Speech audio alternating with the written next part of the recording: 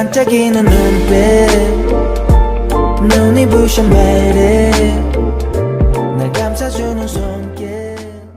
Hee-ju remembered overhearing whispers during the ritual day, snippets of conversations that left her with more questions than answers. The late Congressman Baek Jang-ho, a man who had always been protective of Baek Sa Eon, had kept him hidden from public view until he was in middle school. No one had seen Baek Sa Eon grow, which made it all too easy for a child to be swapped out without anyone noticing. But Hee-ju couldn't shake off her doubts. Did her in-laws who live under the same roof know about the switch and deceive her? And why? What kind of life had Baek Sa Eon, or rather the man pretending to be him, lived? Determined to find out, she decided to confront him directly. After all, this man had once promised to do anything Hee-ju wanted, yet now he was pretending to be Baek Sa Eon. She made the call. The voice on the other end, claiming to be Baek Sa Eon, responded with casual indifference. Yes, I received your call. Hee-ju's throat tightened, overwhelmed by the need for answers. I heard something strange. Baek Sa Eon isn't Baek Sa Eon. Does that make sense? Say something. This could be grounds for divorce. There was a long silence before the man finally spoke. What if I divorce? If I divorce and go to you, will you accept me? Hee-ju was choking with words, but her emotions were tangled, leaving her unable to express the depth of her feelings. Even if you abandon everything and come to me after the divorce, I still wouldn't want you, Baek Sa Eon. Who are you? If you're not Baek Sa Eon, then what are you? The silence stretched once more before the man spoke again. Were you really there when the real Baek Sa Eon died? Have you figured that out already? When did you start contacting that person? The real Baek Sa Eon,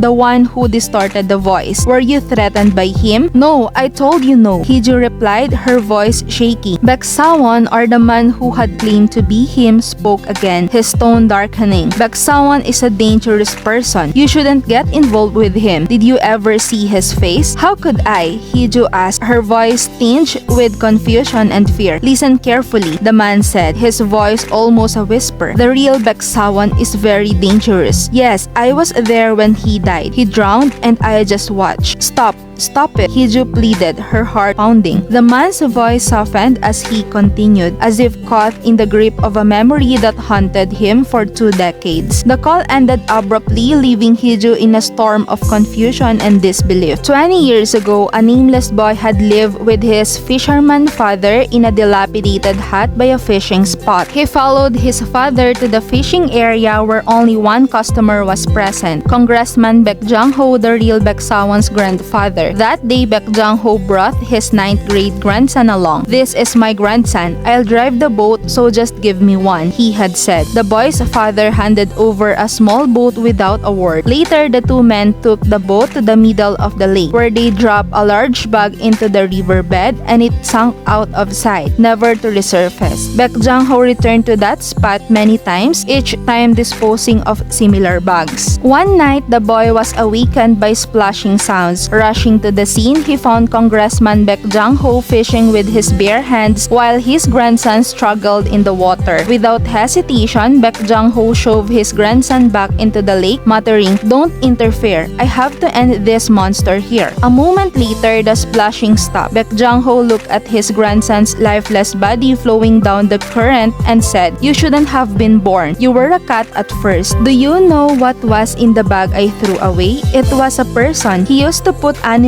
in the washing machine and make a mess, and then he did the same to younger kids. How could a monster like that be created under me?" Baek Jang-ho continued, his voice filled with bitterness. "I didn't give him a name because I didn't need a son at my age. After seeing what my grandson was like, I kept him hidden from everyone but family. There shouldn't even be a rusty spoon in my house." He turned to the boy, his gaze hardening. "Now I'll give you a name, Sa Eon. That will be your name from now on." This was Baek Jang-ho's plan after realizing that his grandson was a defect. That night, he argued fiercely with his daughter-in-law, Shim Kyujin. "We haven't found the body yet, father. Your child is nothing," Baek Jang-ho said dismissively. "But my son must be healthy and your grandson must inherit," she argued. "What I'm saying is that my grandson's position is more important than your child's. Baek Sa Eon isn't dead. He's just temporarily vacant. If you want to keep your position, act like my daughter-in-law. And so, Baek Jang-ho brought the nameless boy into the Baek family, marking the beginning of a twisted plan that would change everything forever. 'Cause you are beautiful.